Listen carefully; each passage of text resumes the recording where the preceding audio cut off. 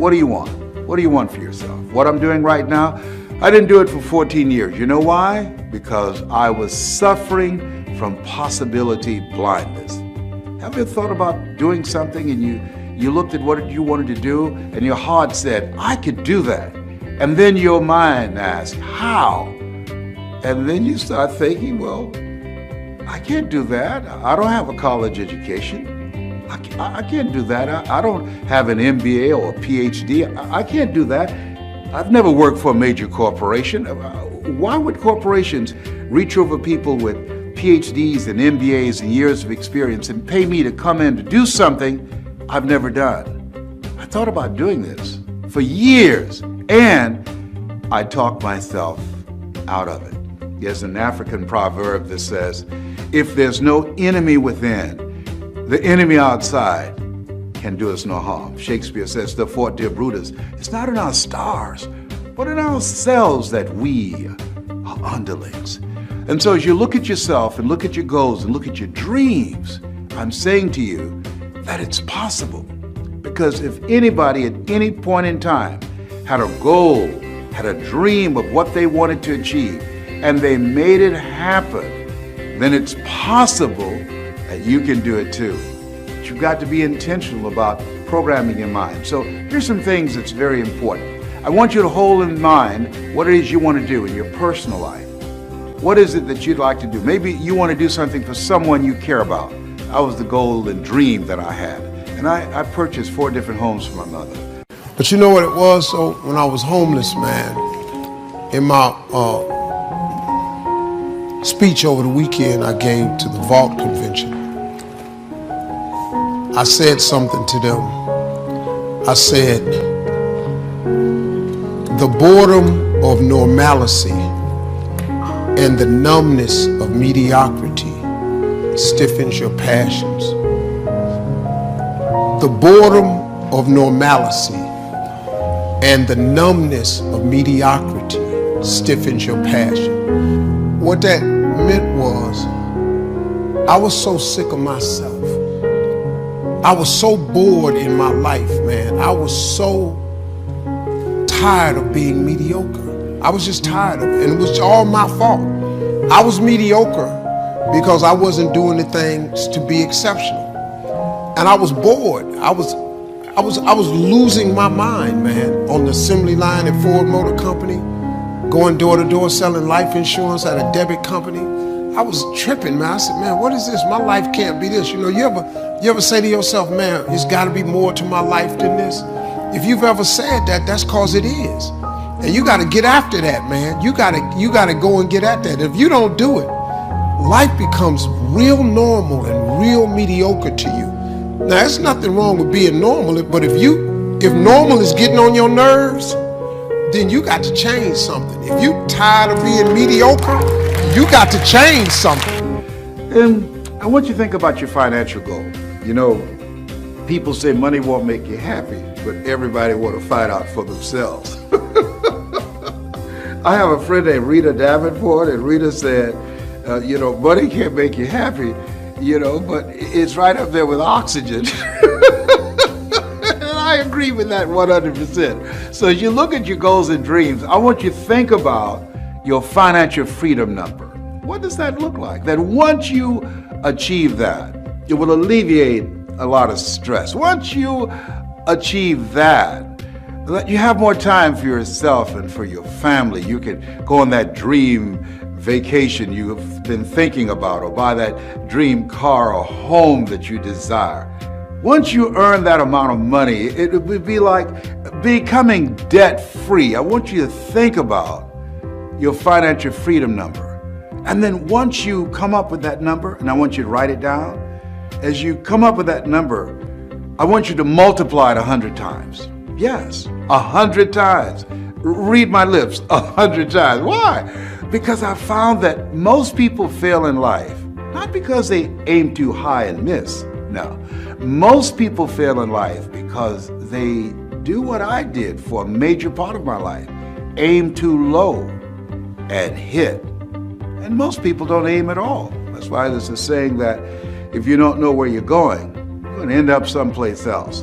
And so you are serious about your goals and dreams. I can say to you that you've got to affirm yourself, you've got to tell yourself, you've got to encourage yourself that it's possible. Everybody has to determine what their own normal is. Normal for me is going to be different from you. Normal for you is different from me. But once you determine what normal is for you and you ain't okay with that no more, you got to go do something, man. Because that shit get on your nerves, man. Being mediocre was driving me crazy. And it started when I was homeless, man. It just pushed me. Because I was sick of being poor. I'm going to just be honest with you. Poverty, I was sick of it. I was up to here. I had had enough. I don't know how you feel about poverty, but that got on my nerves. And homeless is a whole nother level of poverty. Not having a bathroom, a bedroom, a back door, a TV, a phone. You know, I was homeless in the 80s, man. There wasn't even no cell phones then. Wrap your mind around that. So I ain't got no phone. I ain't got no backyard. Man, I said, hold up. And I ain't trying to be preachy or nothing, but that pushed me towards my faith. My mom was a Sunday school teacher. It pushed me back to what she was trying to teach me. And when I went back to that, then I started turning the corner. Because I had lost my faith, man. I thought God wasn't listening. He was listening. I just wasn't asking for nothing. I just tried to figure it out myself. I changed that, man. It changed my whole life. God is amazing, man. If you come to him, he always hears you. He's always available. He ain't ever too busy. That's the cool thing about him. And he was available for me the whole time. It's just I wasn't checking in with him. God ain't turned his back on you. You walked away from him. He always there. I got stupid. I just turned away from him. When I turned around and started talking to him, I just cut a deal with him. I said, if you let me make it, when I get there, I'm going to tell everybody it was you. So guess what? You just asked me about it. Didn't I just tell you about it? Every chance I get.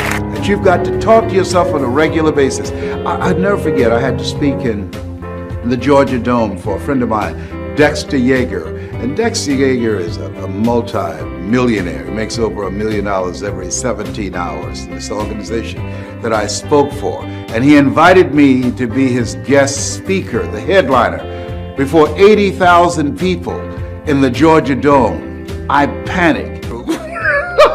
So I went to this bathroom and they came knocking on the door. Les, the band is stalling. You need to come out. And I said, okay. And I was talking to myself saying, I can do this. My mind went blank because I became overwhelmed when I peeped out front and saw 80,000 people in this stadium. It was the largest gathering I'd ever seen like this.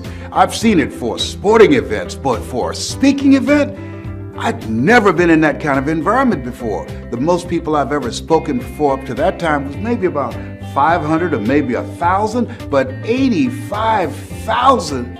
Well, finally, they got Mike Williams, my mentor, and he came and he knocked on the door of this portable restroom. He said, Brownie, and I said, yes.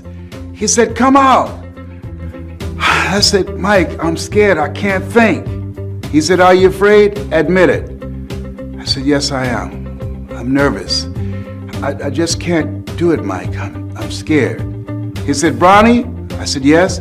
He said, are you listening to me? I said, yes. He said, they came to see you. You didn't come to see them. You got this, Brownie. You can do this. Wow. Let me tell you what he did. One of the things I do is train speakers how to change lives. What he did was he distracted me.